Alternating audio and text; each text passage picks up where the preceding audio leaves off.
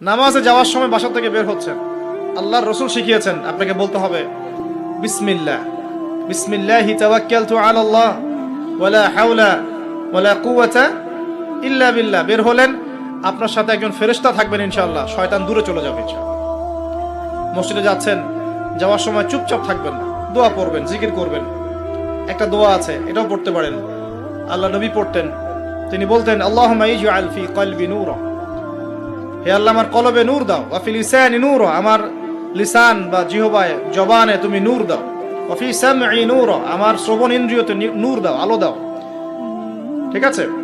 ওয়া ফি বাসরি নূরা, আমার দৃষ্টি শক্তির মধ্যে নূর বা আলো দাও, ওয়া আন ইয়ামিনি নূরান, আমার ডান দিকে আলো দাও, ওয়া আন শিমালি নূরান, আমার বাম দিকে আলো দাও, হ্যাঁ, ওয়া মিন খালফি নূরান ওয়া মিন তাহতি নূরা, আমার উপরে নিচে তুমি নূর দাও। আল্লাহুম্মা ইজআল ফি নাফসি নূরা, আল্লাহ আমার নফসের মধ্যেই তুমি নূর বা আলো দাও।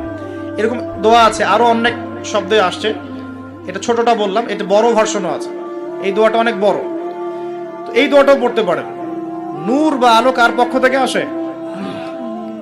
দুনিয়াতে যদি আমরা এই জাহেলি পরিবেশে, অন্ধকারাচ্ছন্ন সমাজে আমরা যদি আলো চাই, আল্লাহর নূর ছাড়া কোনো গতি নাই। আল্লাহ পাক নূর দিলে